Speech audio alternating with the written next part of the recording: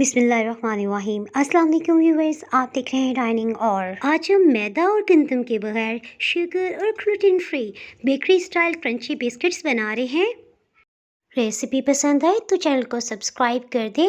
Bell icon को all पे कर देने से आपको वीडियो का नोटिफिकेशन सबसे पहले फ्री में मिल जाएगा। बिस्मिल्लाहिर्रहमानिर्रहीम की रेसिपी को शुरू करते हैं। इन मज़ेदार से बिस्किट्स को बनाने के लिए 10 खाने वाले चम्मच भर के ज्वार का आटा लिया है। ज्वार का आटा ग्लूटेन फ्री होने के साथ साथ वजन में कमी के लिए भी मुअस्सर है। नमक 1/4 टीस्पून से थोड़ा सा कम, क्योंकि इसमें हम जो मक्खन इस्तेमाल कर रहे हैं वो भी साल्टिश है। ये 90 ग्राम्स का पैक है। इसमें आपको एक टिप देती चलूं, मक्खन को 12 घंटे पहले फ्रिज से निकाल के रूम टेम्परेचर पे किचन में ही रख दिया था। ये देखें, देखने में भी आपको पिघला पिघला सा महसूस हो रहा होगा ना, यानी बिल्कुल भी इसमें कूलिंग नहीं होनी चाहिए। फिर से मैं आपको बता दूं, मक्खन रूम टेम्परेचर पे होने की वजह से पिघला पिघला सा, इसे बिल्कुल भी गर्म नहीं करना वरना आपकी कुकीज ठीक नहीं बनेंगी।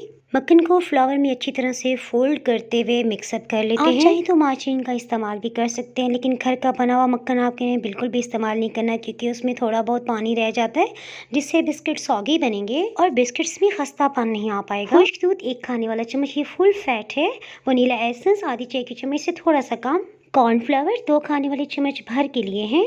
लिक्विड ग्लूकोज या कॉर्न सिरप, ये आपको आसानी से हर्बल शॉप के साथ साथ ड्राई फ्रूट वाली शॉप से भी मिल जाएगा। 1 मिनट के लिए माइक्रोवेव कर लिया था ताकि आसानी से निकल सके। 1 खाने वाला चम्मच भर के लेंगे। लिक्विड ग्लूकोज 2 साल पहले मैंने लिया था और किचन कैबिनेट्स में ही रखा हुआ था। बस इसमें ये एहतियात करनी है कि गीला चम्मच इसमें ना डालें। मीन्स इसे फ्रिज में रखने की बिल्कुल भी जरूरत नहीं होती। लिक्विड ग्लूकोज इतना गाढ़ा और चिपका चिपका होता है कि खुद से तो ये उतरेगा नहीं, सो चम्मच की मदद से इसे उतार लेते हैं। अब टाइम आ गया है कि हम हाथों का इस्तेमाल करें। ज्वार का आटा अगर ज्यादा महीने पड़ा रहे तो इसमें कड़वाहट आ जाती है। आपने कोशिश करनी है कि आप फ्रेश लें ताकि इसका बहुत अच्छा जायका बने। आपने देखा ना, एक बीटर या स्पैचुला बिल्कुल भी काम नहीं करता, सो हाथों की मदद से अच्छी तरह से मिक्सअप कर लेते हैं। देखिए, मिक्स कर लेने के बाद इसे गूंदना नहीं है, बल्कि इस तरह से मसलते हुए इसे गुलाई में घुमाते जाएंगे। जिस तरह आपने मेरी केक की मुख्तलिफ रेसिपीज में देखा होगा कि केक फ्लफी होके फूल जाता है। ये देखिए, लिक्विड ग्लूकोज अच्छी तरह से मिक्सअप हो गया है और 1 से 1.5 मिनट के बाद ये कितना फ्लफी महसूस हो रहा है। पाइपिंग बैग में स्टार नोजल लगा लेने के बाद बिस्किट्स की डो को फिल कर लेते हैं। बिस्किट्स की डो देखें कितनी फूली फूली सी लग रही है। अगर आपके पास केक नोजल्स नहीं है तो कोई बात नहीं है, आप इस डो को आधा घंटा फ्रिज में रखते हैं और किसी भी शेप में बिस्किट्स बना सकते हैं। ओवन को 170 डिग्री सेंटीग्रेड पे 10 मिनट पहले प्री हीट कर लिया था। डो को आगे की समत करते हुए पाइपिंग बैग में जो भी एयर है वो हमने निकाल लिया है और इस तरह से हाथ में ले लेंगे। पैन को ना तो ग्रीस करने की जरूरत है और ना ही हम इसमें बटर पेपर लगाएंगे, क्योंकि जब हम